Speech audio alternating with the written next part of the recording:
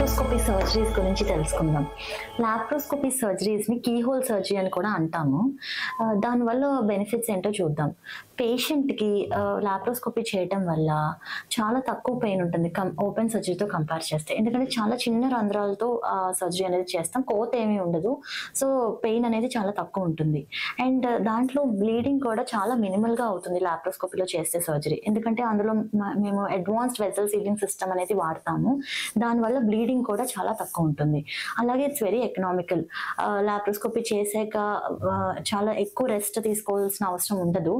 చాలా ఫాస్ట్ గానే వాళ్ళ పనుల్లో అంటే they can resume back their own work. So ఇవన్నీ చాలా బెనిఫిట్స్ లాప్రోస్కోపీలో.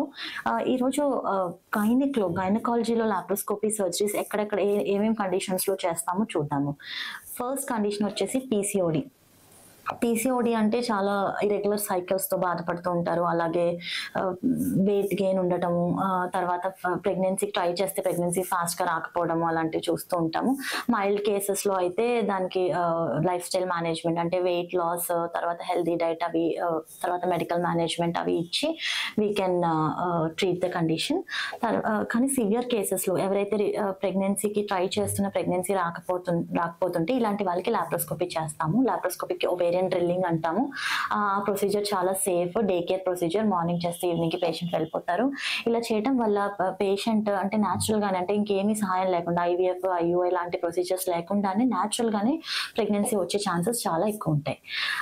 సో అలాగే సెకండ్ కండిషన్ వచ్చేసి పీరియడ్స్ లో ఎక్కువ శాతం బ్లీడింగ్ అయ్యేటప్పుడు చాలా మందికి కొన్ని కండిషన్స్ తో బాధపడుతూ ఉంటారు. ఫైబ్రాయిడ్స్ అంటాము, ఎడినోమయాసిస్, ఎండోమెట్రియోసిస్ అలాంటి కండిషన్స్ తో బాధపడుతూ ఉంటారు.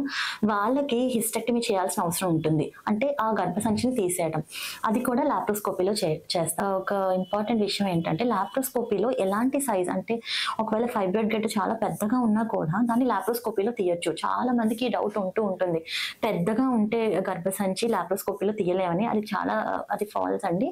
డెఫినెట్ గా ఏ సైజ్ అయినా, కాయ ఎంత పెద్దగా ఉన్న సైజ్ ఎంత ఉన్నా కూడా లాప్రోస్కోపీలో తీయగలం. అండ్ థర్డ్ కండిషన్ వచ్చేసి ఎక్టోపిక్ ప్రెగ్నెన్సీ అంటాం. అంటే నార్మల్ గా ప్రెగ్నెన్సీ అనేది గర్భసంచిలోనే రావాలి. అలా కాకుండా పక్కన ట్యూబ్స్ ఉంటాయి, ఆ ట్యూబ్ లో వచ్చింది అంటే దాన్ని ఎక్టోపిక్ ప్రెగ్నెన్సీ అంటాం.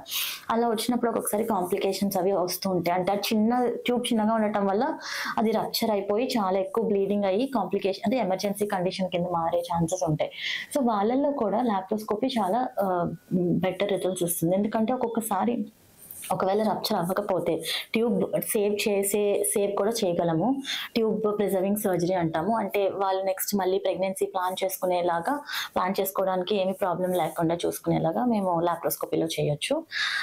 సో తర్వాత ఫోర్త్ కండిషన్ వచ్చేసి ఫైబ్రాయిడ్స్. ఈ ఫైబ్రాయిడ్స్ అనేవి ఒకవేళ చాలా యంగ్ పేషెంట్స్లో, అంటే కొంతమంది ఇంకా పిల్లలు కూడా ఫ్యామిలీ కూడా కంప్లీట్ అవ్వకుండా అలాంటి వాళ్ళలో ఫైబ్రాయిడ్స్ ఉంటే వాళ్ళకి గర్భసంచి తీయలేము. బికాస్ వాళ్ళు ఫ్యూచర్ ప్రెగ్నెన్సీకి ప్లాన్ చేసుకోవాలి కాబట్టి. అలాంటి వాళ్ళలో ఉట్టి ఫైబ్రాయిడ్స్ మాత్రం తీసే ప్రొసీజర్ ఉంటుంది, దాన్ని మయోమెక్టమీ అంటాము. అది కూడా లాప్రోస్కోపీలోనే చేయగలం. లాప్రోస్కోపికల్లో ఇందాక చెప్పినట్టే లాప్రోస్కోపీలో ఎలాంటి సైజ్ ఫైబ్రాయిడ్ అయినా మనం తీసి ప్రొసీజర్ని ఫినిష్ చేయొచ్చు. అది పేషెంట్కి చాలా బెనిఫిట్ ఉంటుంది. ఎందుకంటే తర్వాత ఫ్యూచర్లో ప్రెగ్నెన్సీ అది ప్లాన్ చేసుకోవచ్చు. అండ్ ఎన్ని నెంబర్ ఆఫ్ ఫైబ్రాయిడ్స్ చాలా ఉన్నా కూడా అన్ని కూడా మనం లాప్రోస్కోపీలో తీయొచ్చు. అలాగే లాప్రోస్కోపిక్ రీకెనలైజేషన్ అంటాం. ఎవరైనా ఫ్యామిలీ ప్లానింగ్ ఆపరేషన్ తర్వాత మళ్ళీ ఒకవేళ పిల్లలు కావాలనుకొని ప్రెగ్నెన్సీ ప్లాన్ చేసుకుందాం అనుకుంటే వాళ్ళకి కూడా లాప్రోస్కోపీలో రివర్సల్ సర్జరీ అనేది చేస్తాం అనమాట. దాన్ని లాప్రోస్కోపిక్ రీకెనలైజేషన్ అంటాం.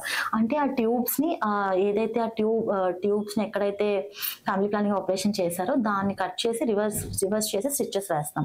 అది కూడా లాప్రోస్కోపీలో ఎక్కువ బెనిఫిట్స్ ఉంటాయి. ఎందుకంటే మనం ఓపెన్ సర్జరీతో కంపేర్ చేస్తే దాన్ని ఎక్కువ టచ్ చేయం కాబట్టి లాప్రోస్కోపీలో. సో ఈ ప్రొసీజర్ అనేది ఎక్కువ బెనిఫిట్స్ ఉంటాయి. అంటే ప్రెగ్నెన్సీ వచ్చే ఛాన్సెస్ ఎక్కువగా ఉంటాయి అన్నమాట.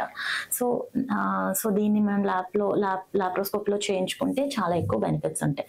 అలాగే కొంతమందికి నెక్స్ట్ కండిషన్లో కొంతమందికి పీరియడ్స్లో చాలా ఎక్కువ పెయిన్ రావటం, లేకపోతే యూరిన్ వెళ్ళినప్పుడు పెయిన్ రావడం, మోషన్ వెళ్ళినప్పుడు పెయిన్ రావడం, సెక్షువల్ యాక్టివిటీ అప్పుడు పెయిన్ రావడం చూస్తూ ఉంటాము.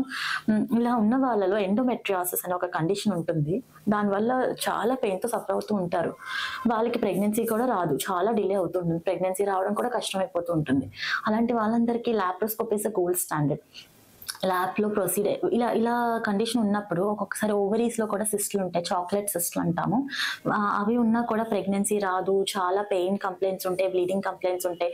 ఇవన్నీ ఉన్నప్పుడు laparoscopy is a gold standard. వీళ్ళకి కూడా లాప్రోస్కోపీ చేయటం వల్ల పెయిన్ సింప్టమ్స్ రిలీఫ్ అవ్వడమే కాకుండా వీళ్ళకి ప్రెగ్నెన్సీ కూడా నేచురల్‌గా వచ్చే ఛాన్సెస్ కూడా ఎక్కువుంటాయి.